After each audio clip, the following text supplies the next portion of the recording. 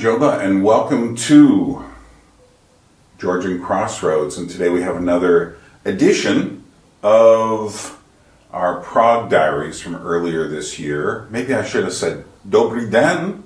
So today what we're going to do is we're going to take a little trip up from the Mala Strana, the little city, the little town, the lesser town, up a tramway to, okay, let's see if I can do this correctly. I can see it in my mind, but there's a little thing, diacritical remark over the R, which changes it. So it looks like Petřín, but it's really Petřín, or Petřín. It's the weird letter. Okay, I'm going to try one. To the Petřín Tower. If you're Czech, you can correct me. There's no way, you know that.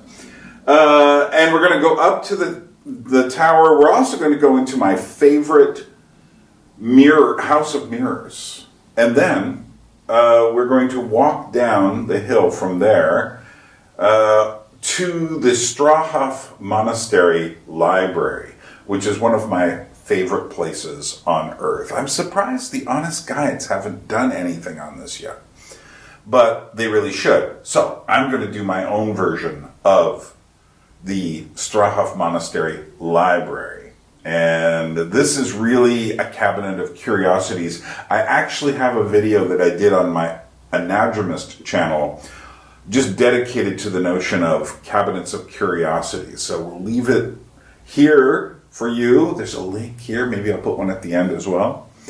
And come along with me up the Petrín Hill, Petrín Hill, for those of you who are speaking English or any other language. Petrín Hill. Okay. I'm getting lost trying to say it. And let's come along with me. Let's go. So take any number of trams that go to the Ujezd stop in Mala Strana, the little town. Get off, and you will see all of these statues at the bottom of the Petrín Hill. And right there, it's not immediately obvious, but that's where the funicular rail that goes up the hill is. There's the Ujezd stop. That's what it looks like. It looks like Ujezd if you're English speaker. And of course, people are wearing masks. This was at the tail end of COVID times, but you still had to wear them in the train. And you're going up the hill. And this is a nice stop. It only costs just a little extra. You should be getting a card for your transportation. I got a month-long card since I was going to be there for 3 weeks, and I didn't have to think about anything, but it allowed me to get on the train, and it's a nice train, not as spectacular as the funicular in Tbilisi, I must say, but and I think the reason for that is it's not as steep, and you got a lot of trees and such that are guarding your views. Nevertheless, it's a very pleasant ride, and you can, if you're looking backwards, you can see some of the city. Now, this is my 6th time going to Prague, and I never go there for a couple of days. I go there for at least 2 weeks. It's been averaging 2 or 3 weeks, and this is my first time visiting, going up Petrín Hill. Did I say it right? I think that's close enough. And this is also Petřín Park, and I'm going up. I don't go all the way up, but we'll pass by the Petřín Tower. But this is a great way to go up. There are paths that go up as well, and there are also paths to the tower from the castle area, and you can walk through the castle area, near the Strahov Monastery, and then there's a road that goes up from there. But I do recommend this as a great way to get there. And of course, if you look in front of the train, you'll see that there are wires, and these funiculars are actually pulled by wires going each way, so that the train cars are equidistant from each other. So looking back there, you can see there's the castle. There's one of the roads you could probably walk up to get to the top.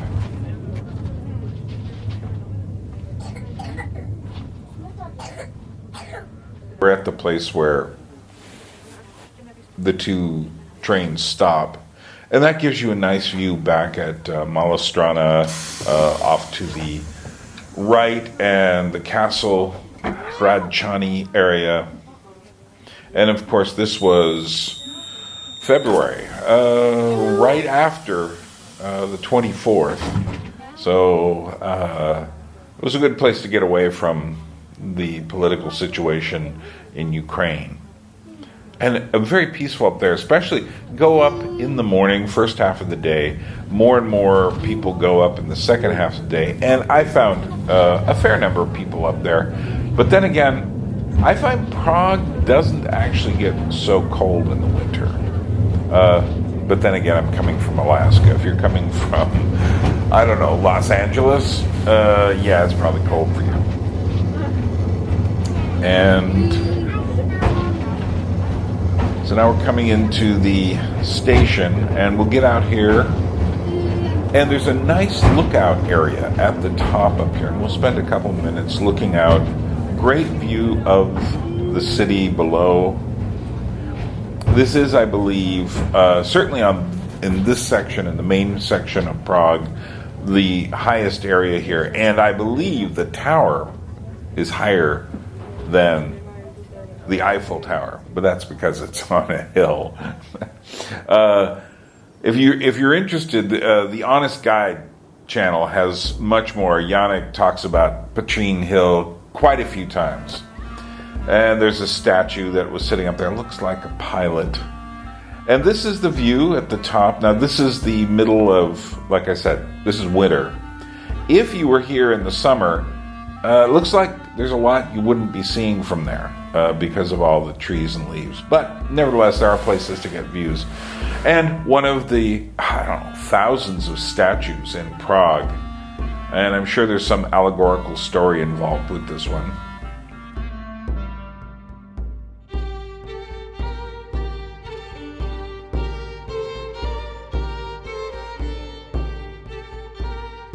Now, I am going under these immensely beautiful, eerie branches, and from the dead trees, and this is obviously a willow tree. And I'm on my way to the Petřín Tower, and that area. I wouldn't say it's an amusement park, but there are a couple of things there. And I would imagine during the middle of the season in the summer, there's probably you can probably get some sort of snack up there. That's the actual tower as seen through the trees, and another view of it. And it does kind of look like the Eiffel Tower, doesn't it? But it's smaller. But yet, you can walk up there, but you'd be going around. It actually is kind of a scary looking tower when you get down to it. And this is a little chapel that's up there. What does that say? Okay, I didn't have a chance to read it. And this fairy tale, almost Disney-esque castle, it's the other way around. Disney ripped off all this stuff, obviously. Holds the House of Mirrors. And I love this. This is perhaps the best House of Mirrors I've ever been in.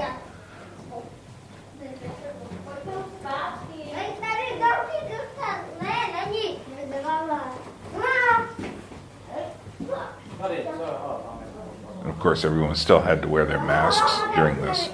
Can you imagine getting stuck in this in the middle of the night? I think that would be fantastic.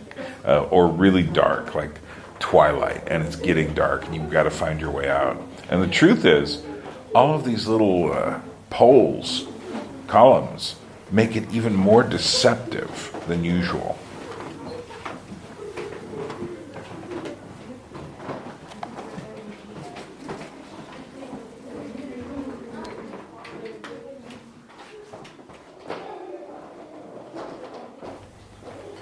And I have a thing about houses of mirrors, I think that they are very much a symbolic object that we make, relating, of course, to our perceptions, but also relating to the meaning of life.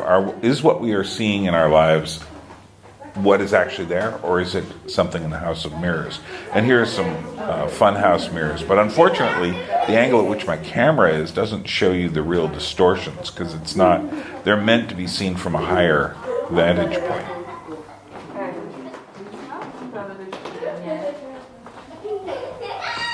So, let's get out of the house of mirrors. I love these windows here. Let's get out of the house of mirrors, if we can.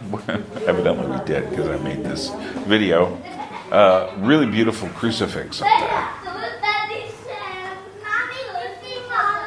And now what we're going to do is walk down to the Strahov Monastery Library. Now, this is about the third time in my life I've visited this place.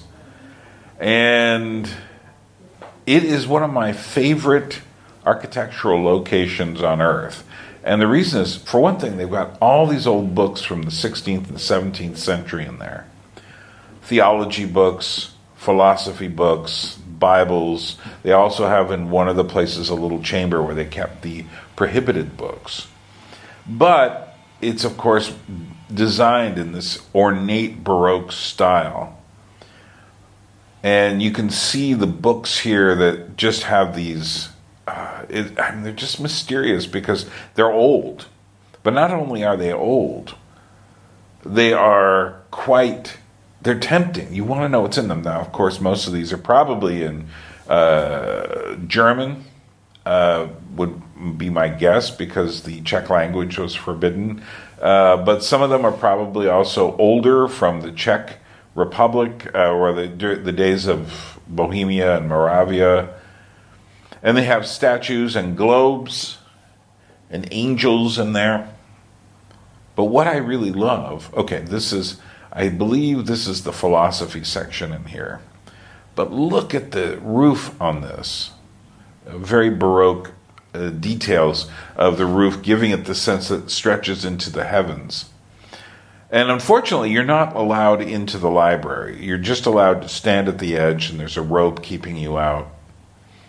But this would be my dream library here, something like this. And I just recently started working on my library here and built 3 sections of it. I really love these dark old libraries. I never understand how these people have these really clean white libraries, and I'm just like, what is this fashion? To me, a library's got to look old or funky or something. Now, this is what I really come for. And these are parts of the Wunderkammer, the Cabinet of Curiosities. And this was a way that people had of categorizing the world in the early days, when science and museums and collecting things were all still in their infancy. And so people would collect seashells. Just look at the cabinet everything is in. They'd collect shells. They would collect whatever they could and try to put it together. And people would come and look at these things and ask questions about them. Like, is that a shell or is that a brain? Do you see what I'm saying? And there are objects here. They really are objects of wonder, because often you don't know what they are. Now, when I found this portrait made of seeds, I knew Jan Schwankmeyer had been here.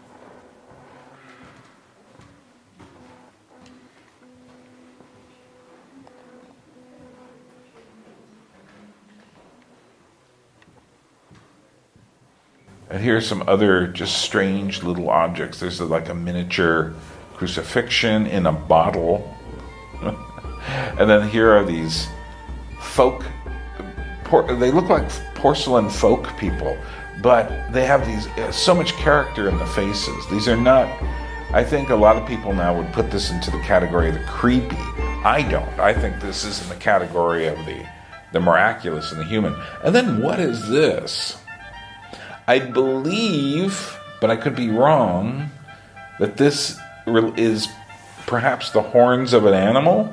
That's the white skull and the horns coming out, a small deer-like creature. But it kind of looks like a big insect as well. And, like a huge beetle. But I believe it's the horns of an animal. And what amazing horns those are. And that's what I love, these conversation pieces. They get you to ask, what am I looking at? What is this? Now, the eyeball is added later. But I once heard this was a dried baby dodo bird. What do you think? What kind of creature is that? And then this is odd. This is like there's something attached to something like an egg. It's like a lizard, and then you see what I'm saying? Dried, I don't know, caiman or baby crocodile, an armadillo. I mean, as American, that's normal to me, but imagine how weird that would have looked. And then, what is this? I've seen that. I thought, is this a manta ray or something? But I don't know what it is. And why does it have all these shells attached to it? Or are those shells? And then here's is that a shell or is it a brain? Well, it's obviously a shell. And then there's a collection there's one of butterflies, and this one's of moths. And as I look at it, I am just amazed. I mean, people this has been sitting here for 300 years. People come and look at this. Or there is more to the library aspect here. And so this is a medieval book, but look at the illustrations on it. And then you go over to the next page, and not only do you have those illustrations, you have a whole set. There's Jesus with his flock, Jesus with the birds. This could be the Sermon on the Mount. And then this is just a fascinating piece as well. I find this just highly unusual. Xyloteca, remember that word, 1825. That's what these books are called. They are xylo, as in xylophone, something made out of wood, wooden books. Now, they're not just books made out of wood. They are books of wood. That is to say, there's some that say pine and juniper and other things. That's what's inside of them. Those little cabinets. You open it up and all the parts of the tree are there. And so what you're looking at is the bark from every tree. These are books to help you understand trees. I am just absolutely fascinated by these. And I'm fascinated by the texture. And there's what's inside. The pieces of the tree, the seed, sections of the branches, the leaves, the needles. And then this is just sitting off to the side in one of these cases as well. Old boots. I mean, those are so cool. Now, it was time to go. Although, look at that statue of a knot. That's all I can call it, in the window.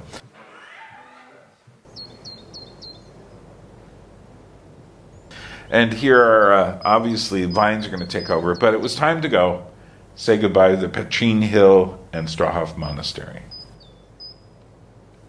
So wasn't that interesting? To me, that's the stuff I live for, finding these strange artifacts. This really is as close to an old school Wunderkammer, Cabinet of Curiosities, as you can probably find. If you know of any better ones, let me know. But this one's really great. All the weird objects that are there.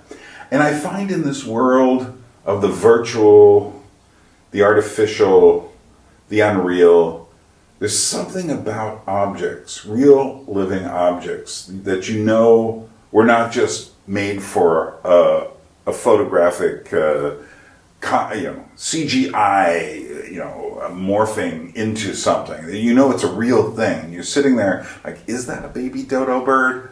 What are these creatures? Books made out of books. You get my point? They're inspirational. And this is my own library here. This is not the real big library I'm trying to bring from Alaska to here. But this is just a piece of the pie. It's my Georgian library. Something that I feel more at home having this library here. So anyway, as they say in the Czech Republic, Naskledano. And as they say in Georgia, Nakwandis. I will see you, well, I won't see you. You're on the other side of this. We will meet again.